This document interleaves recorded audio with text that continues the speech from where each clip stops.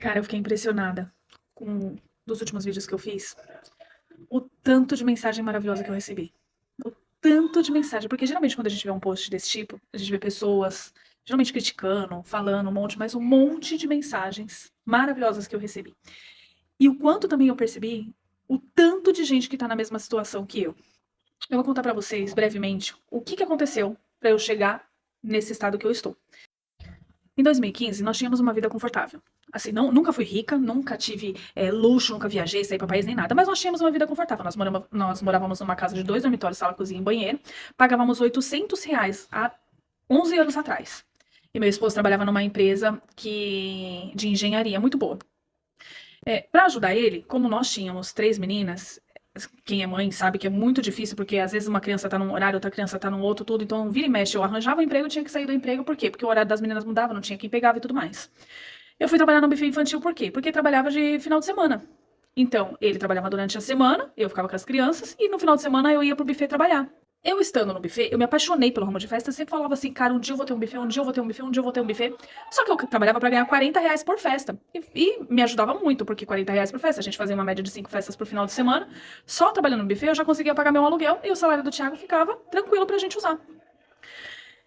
Quando chegou em 2020, a dona falou assim: Você não quer comprar o buffet?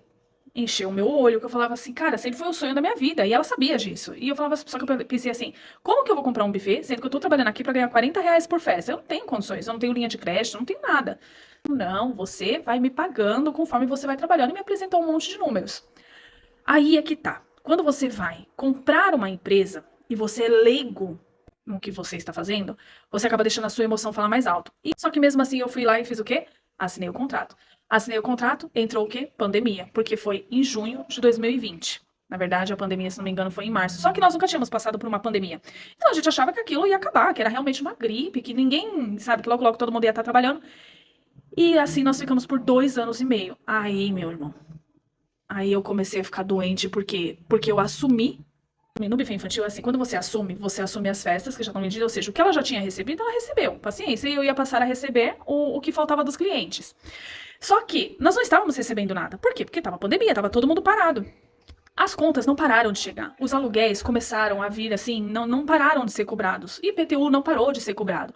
Aí o Thiago também teve que dar uma parada, por quê? Porque fechou tudo. Ele continuou recebendo o salário dele. Só que antes ele conseguia fazer umas extras, o que diminuiu bastante.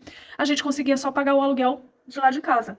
Foi virando uma bola de neve, uma bola de neve. E eu tentei pegar aquele auxílio do governo para poder pagar as contas que vinham vindo. Por quê? Porque eram contas muito altas de luz. Na época vinha 1.000 e pouco lá para a empresa.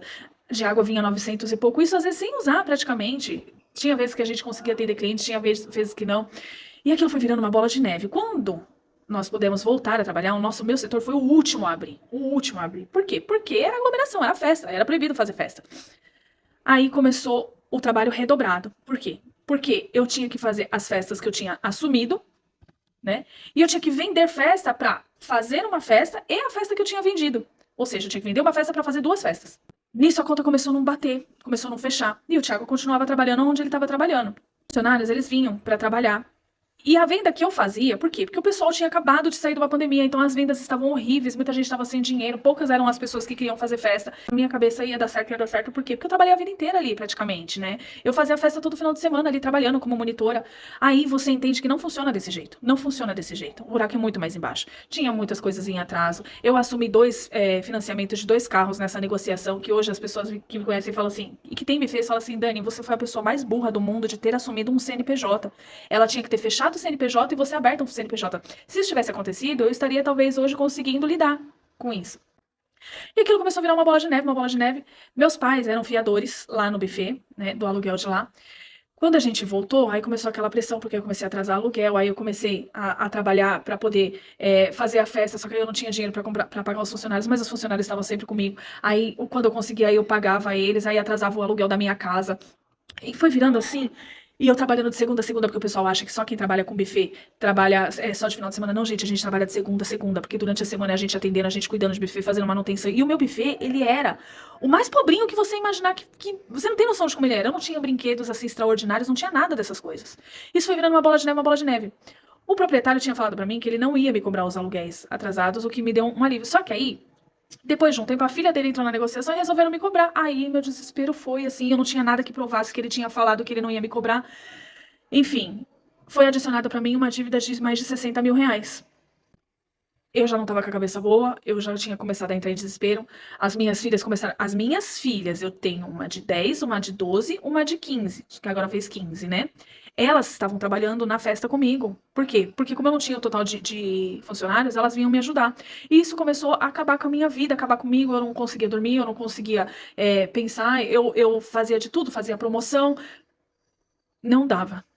Não dá. Nisso, o meu marido, ele foi, nesse meio tempo, meu marido acabou sendo demitido do serviço dele. Por quê? Porque ele tinha que me ajudar no buffet, aí acabou indo e vindo, isso acabou prejudicando ele. No final de tudo, eu não consegui dar conta. Um sonho que era meu virou meu maior pesadelo, meu maior pesadelo. Aí eu passei a ter dificuldade para poder comprar coisa para comer, para poder pagar aluguel. As minhas filhas começaram a faltar muito na escola, porque a gente não tinha capacidade mental para levar elas, e às vezes a gente não tinha dinheiro para poder colocar no bilhete para poder levar ela. Final de 2025, nós recebemos uma ordem de despejo lá do buffet. E o meu pai era fiador. Aí ali pra mim, tudo que eu pensava era, cara, não tô aguentando mais. Eu vou fazer a parte 2 porque ficou muito grande, mas eu queria muito que vocês assistissem, eu vou soltar já logo em seguida, pra que vocês entendam que você pode estar passando a pior fase da sua vida. Quando você tem calma, você consegue se reerguer. Vai por mim.